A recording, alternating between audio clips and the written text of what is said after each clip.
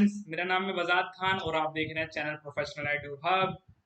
आज का जो टॉपिक है आपने अगेन थंबनेल पे और आपने मेरे टाइटल ऑफ वीडियो पे देख ही लिया होगा कि जीएसटीआर 2B क्या होता है। तो उसका आज लाइव डेमोन्स्ट्रेशन मैं देने जा रहा हूँ कि पोर्टल पे वो कैसे शो होगी, क्या होगा, किस लिए आई है। तो वीडियो को एंड तक जरूर देखना और अगर वीडियो को देखने से पहले लाइक जरूर कर दे और अगर सब्सक्राइब नहीं किया तो प्लीज सब्सक्राइब करिए ताकि आपको हमारी वीडियो सबसे पहले मिले। तो आज का जो टॉपिक है स्टार्ट करते हैं। मैंने किसी एक क्लाइंट का लॉगिन कर रखा है। लॉगिन करने के बाद आपको मैंने पहले वीडियोस में भी बताया और अभी भी बताऊंगा। अगर आपको डैशबोर्ड पे आना है तो आप सर्विस पे आके रिटर्न्स पे आके और रिटर्न डैशबोर्ड पे क्लिक करेंगे और यहाँ पे आप पीरियड सर्च करेंगे तो ये आपका जो भी रिटर्न का पीरियड होगा, जो भी रिटर्न होंगे आपके सामने आ जाएंगे। तो ये देखिए आपकी 2B यहाँ पे शो होने लग गई है। तो पहले मैं बता दूं मैं वो आपकी जुलाई महीने से इंट्रोड्यूस हुई है। इसके लिए कोई भी नोटिफिकेशन नहीं आई थी। पहले सीबीआईसी जो हमारा central board of indirect tax and custom है, उसने एक ट्वीट किया था। वो आप ट्वीट जाके देख सकते हैं कि हम एक रिटर्न इंट्रोड्यूस कर रहे हैं जीएसटी 2B। किसके लिए? ये एक वेरी इंपॉर्टेंट रिटर्न रहेगी। किसके लिए? हर टैक्स पेयर के लिए, पहली बात। दूसरी बात, यहाँ पे क्या होगा, हर चीज ऑटो ड्राफ्टेड होगी विद परफेक्ट डिटेल। ठीक है। और यहाँ पे आपके दो कॉलम रहेंगे, मतलब दो बाइफिकेशन रहेगा, आईटीसी अवेलेबल और आईटीसी अनअवेलेबल का।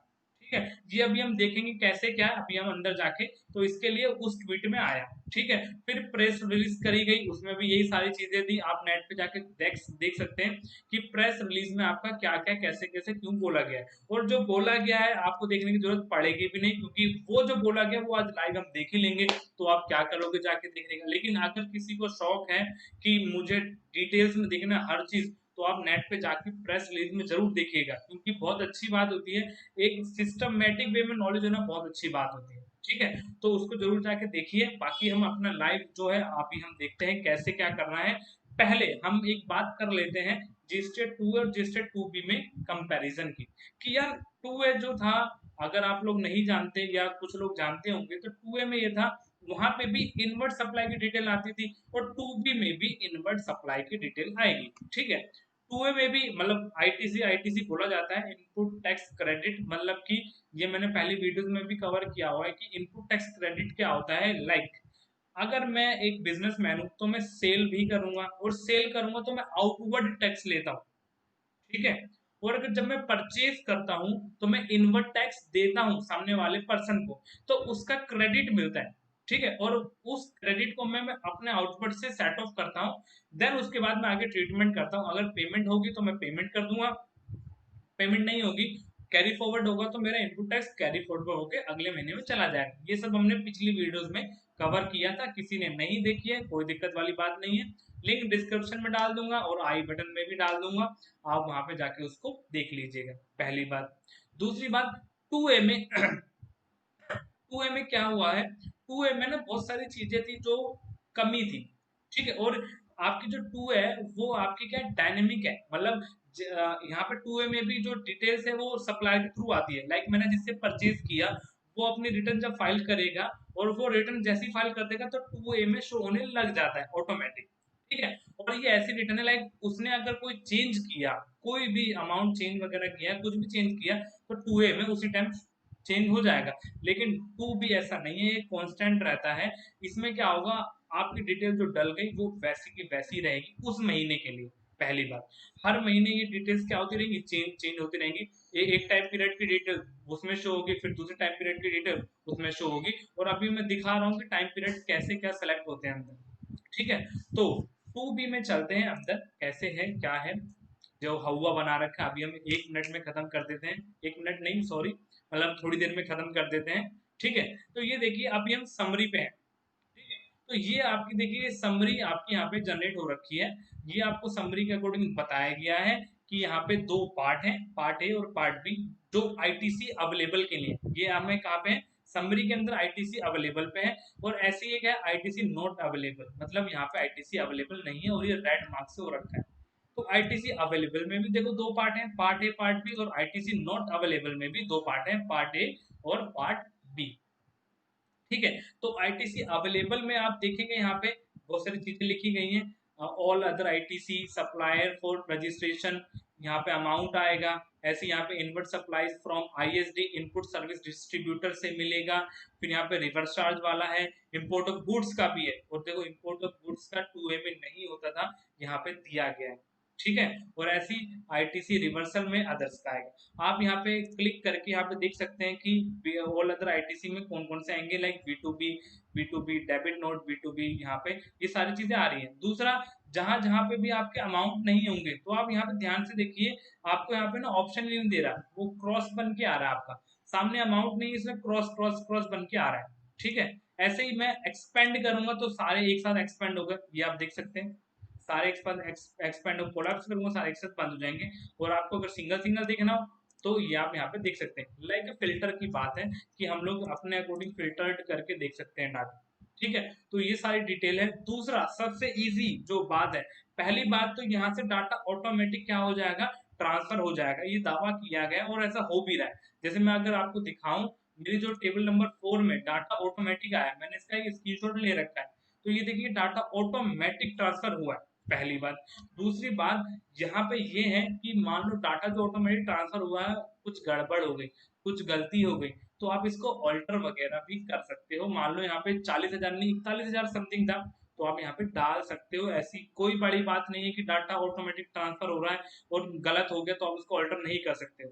किसी एक का डाउट आया था मेरे पास कि यहाँ पे ना ऑल्टर करने के लिए डिटेल्स आ ही नहीं रही है, तो मैं उसको यही बोलना चाहूंगा, या किसी और का भी आया हो तो मैं उसको यही बोलना चाहूंगा कि ये जब उस टाइम पे हुआ था, मेरे साथ भी हुआ था कि जब 2B जैसी आई थी तो उन दिनों ये डाटा ऑल्टर नहीं हो रहा था, वो कुछ गड़बड़ थी। लेकिन आपका डाटा ऑल्टर हो जाएगा, उसकी कोई दिक्कत वाली बात नहीं है, ठीक है।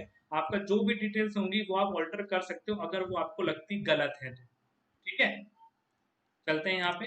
तो ये सारी डिटेल्स है, पहली बार डाटा ऑटोमेटिक जाएगा। दूसरी बात, यहाँ पे आपको सब कुछ बताया गया है कि ये वाला अमाउंट कहाँ जाएगा, ये वाला अमाउंट कहाँ जाएगा, ये टेबल्स के अकॉर्डिंग। अगर किसी ने मेरी 3B वाली वीडियो देखी है तो 3B वाली वीडियोस में मैंने एक चीज बताई थी कि टेबल जो हम टिक करते हैं, जब हम रिटर्न फाइल करेंगे तो हमको ना ऑप्शंस बोलता है कि कौन सी टेबल की आपको जरूरत है, तो आप उस पर टिक करते हो, और नहीं चाहिए तो नो नो पे टिक करते हो, ठीक है। यस पे टिक करोगे तो आपकी टेबल वो सारी आ जाती थी, और उन्हीं टेबल में आपको डिटेल्स डालनी पड़ती थी। तो यहाँ पे देखो ऑटोमेटिक बता रहा है कि ये अमाउंट कहाँ पे शो होगा और ये अमाउंट कहाँ पे शो होगा। तो देखते हैं, जैसे मैं यहाँ पे स्क्रीनशॉट ले रखे, अगर ये वाली डिटेल्स होंगी B2B वाली, जितने भी इनवॉइस वगैरह की डिटेल है, ये जाएगी 4A5 में, ये टेबल नंबर 4 है, 4A के 5 में जाएंगी डिटेल्स ये वाली। ऐसे ये वाली डिटेल्स कहाँ जाएंगी, ISD वाली 4A4 में, तो ये रहा 4A4 में ISD वाली। ऐसे इन्वर्ट 3.1 में, D में, 4A में, 3 में, तो 3.1 में, D में, और यहाँ पे आएंगे आपकी डिटेल्स, ठीक है। तो जो भी डिटेल्स है वो आपकी यहाँ पे आ जाएंगे। जैसे अदर्स बता रहा है कि यहाँ पे रिवर्सल वाला भी है 4B2 में, 4 के B के 2 में यहाँ पे डिटेल्स आएंगी। तो आपकी डिटेल्स ऑटोमेटिक यहाँ पे बता भी रहा है, लेकिन अगर आपको मैं पहले ही बता दूं, ये डिटेल्स आपकी ऑटो ट्रांसफर हो जाएंगी, ये मैंने पहले ही बता दिया है, ठीक है।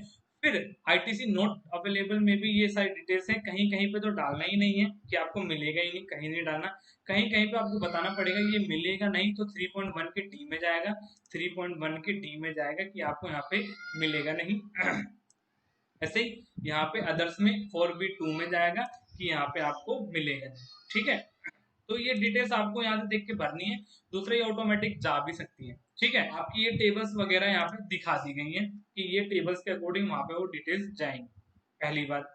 दूसरी बात, अभी तो हम समरी पे थे, अब हम ओल्ड टेबल्स पे चलते हैं। तो ओल्ड टेबल्स में जाके देखिए यहाँ पे डाटा आ चुका है। अब यहाँ पे ना डॉक्यूमेंट वाइज आया, मतलब जितने भी इनवॉइस वगैरह है उसके अकॉर्डिंग आ चुका है डाटा। ये 2 पेज पे डाटा है, यहाँ पे भी आ चुका है, ठीक है। तो ये आप देख सकते हैं पूरी डिटेल दी गई है, कहाँ से आया, वो रेगुलर है, किस डेट का डाटा था, कितना अमाउंट था, कितना जीएसटी था, ये सारी डिटेल्स आ गई। और यहाँ पे आईटीसी अवेलेबिलिटी की भी बात है, मतलब कि जो जो आईटीसी मिलेगा उस पे होगा यस, जो जो आईटीसी नहीं मिलेगा उस पे होगा नो, और नो के सामने लिखा होगा रीजन। ठीक है, किस वजह से नहीं मिला वो यहाँ पे रीजन लिखेगा।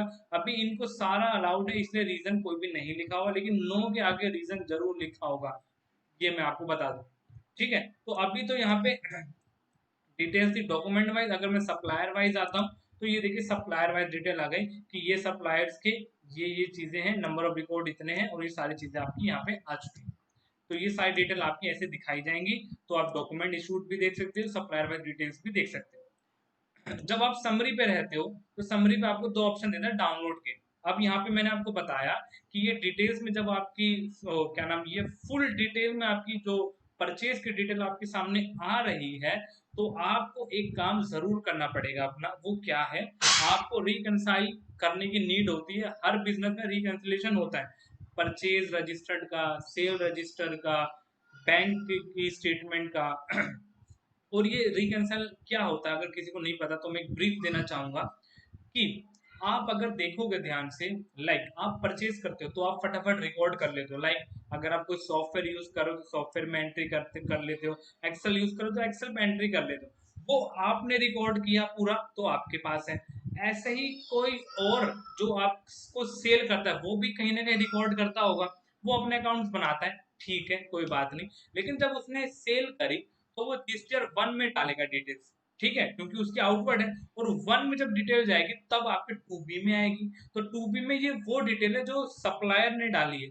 तो आप इसको अपने डाटा जो आपने मेंटेन किया उससे क्या कर सकते हो, रिकंसाइल कर सकते हो। क्या पता कहीं पे कुछ गड़बड़ हो गई, क्या पता मैंने कोई अमाउंट गलत डाल दिया हो, क्या पता उसने कोई अमाउंट गलत डाल दिया, समझ रहे हो। तो आपको यहाँ पे रिकंसाइल करने के लिए एक इजी मेथड मिल गया है। पहले रिकंसाइल करना थोड़ा मुश्किल हो जाता था, अब इजी वे में आपके सामने अवेलेबल है। आप यहाँ से पीडीएफ डाउनलोड करोगे, क्लिक किया जैसे ही ये आपकी पीडीएफ जनरेट हो गई, क्लिक करोगे पीडीएफ आपके सामने, सारी डिटेल आपके सामने आ चुकी है। तो यहाँ पे आप देखोगे तो यहाँ पे लिखा हुआ है। अब यहाँ पे देखो ध्यान से देखिए कि ये जो टेबल्स में जाएगा डाटा, यहाँ पे पॉजिटिव और नेगेटिव वे में ये बताया गया है कि अगर आपका डाटा इसमें पॉजिटिव मिले तो 4A5 में डाल देना, लेकिन अगर आपका डाटा नेगेटिव मिले तो 4B2 में डाल देना। ठीक है, ऐसे यहाँ पे ये ISD वाला अगर पॉजिटिव मिले तो 4A4 में, अगर नेगेटिव मिले तो 4B2 में डाल देना। ठीक है, तो ये सारी डिटेल्स आपको दी हुई है और लास्ट में आपको ना इंस्ट्रक्शन दे रखी है, ये जरूर पढ़ना, ये इंपॉर्टेंट पॉइंट्स है आपके, ताकि आपको इसके लिए ज्यादा क्लेरिफिकेशन मिले। ठीक है, आगे चलते हैं। अगर आप वही चीज एक्सेल में चाहते हो तो आप एक्सेल पे क्लिक करिए, एक्सेल की फाइल डाउनलोड हो जाएगी, आप यहाँ पे क्लिक कर सकते हैं और ये आपकी एक्सेल फाइल ओपन हो जाएगी। और ये आपकी एक्सेल फाइल ओपन हो गई। तो आप यहाँ पे ध्यान से देखिए, एक्सेल फाइल में वही सेम चीजें पहले आपकी इंस्ट्रक्शन दे रखी है, आप यहाँ पे पढ़ लेना। फिर उसके बाद आईटीसी अवेलेबल का अगला टैब है, मतलब अगली शीट है, यहाँ पे आईटीसी अवेलेबल की चीजें, आईटीसी नॉट अवेलेबल वाली चीजें यहाँ पे, और ये वही रीजन यहाँ पे दिए गए। B2B में देखोगे डिटेल्स आ जाएंगे आपकी जो B2B के रिगार्डिंग है। ऐसे B2BA में देखोगे तो B2BA में तो इनकी और कोई डिटेल्स है नहीं, B2B में ही आपकी सारी डिटेल दी गई है। ठीक है, तो ये आपकी डिटेल्स यहाँ पे प्रोवाइड होंगी ऐसे। वापस चलते हैं हम लोग यहाँ पे। तो ये सारा आपका 2B का जो भी मामला था वो ये है। प्लस यहाँ पे एक व्यू एडवाइजरी है, जो मैंने अभी थोड़ी देर पहले बोला था कि आपको टाइम पीरियड पता जाएगा कि किस टाइम पीरियड की डिटेल्स यहाँ पे आई है। तो देखिए यहाँ पे 12 अगस्त 2020 से 11 सितंबर 2020 तक की जो डिटेल्स है वो यहाँ पे कंफ्लिक्ट होंगी, मतलब यहाँ पे दिखाई जाएंगी। तो ये डेट्स यहाँ पे दी गई हैं, तो ये सारी डेट्स आपके लिए मैंडेटरी हैं। तो आप यहाँ पे देख सकते हो कि कौन से पीरियड का डाटा यहाँ पे शो होगा। दूसरा, ये रिटर्न आपको जो है आपके पोर्टल पे हर महीने की शो होगी, लेकिन डेट होगी 12। ठीक है, तो क्या नाम, जैसे अगस्त की बात करते हैं तो अगस्त की जितनी भी डिटेल्स होंगी अगस्त मंथ की, वो आपकी अगले महीने 12 सितंबर तक शो होंगी। ये डेट दी गई है आपको, यहाँ पे सारी डिटेल्स आएंगी, लेकिन 12 सितंबर के बाद, मतलब अगर अगस्त महीना है, अगर जुलाई का महीना हुआ तो आपकी कौन सी महीने में, कौन से उसमें, सितंबर 12 तक आपकी सारी डिटेल्स यहाँ पे सामने शो हो जाएंगी। ठीक है, तो इसलिए मैंने सितंबर मंथ खोला है क्योंकि 12 एलैप्स हो गया है, तो ये सारी डिटेल आपके यहाँ पे शो हो रही है। ठीक है, तो ये आपकी रिटर्न थी होप सो आपको मजा आया होगा। और ज्यादा कोई बड़ा पार्ट नहीं है, ये सिर्फ आपकी ऑटो ड्राफ्टेड व्यू के लिए रिटर्न है कि आप इसको देख सकते हो। ये कोई रिटर्न ऐसी नहीं है जिसको फाइल करना है, आपको कोई डिटेल डालनी है, ऐसा कुछ भी नहीं है। तो इसको लेके डरना नहीं है। और ये बहुत इंफॉर्मेटिव वीडियो है, अपने दोस्तों में शेयर करो, अपने सोशल हैंडल इंस्टाग्राम फेसबुक पे भी शेयर करो ताकि लोग इसके लिए अवेयर हो, पैनिक ना हो। ठीक है। और कोई भी डाउट वगैरह या कोई भी दिक्कत है, आप हमको कमेंट बॉक्स में लिख के जरूर बताइए, हम उसको सॉल्व जरूर करेंगे। ठीक है। तो होप सो आपको पसंद आई होगी video. Thank you very much.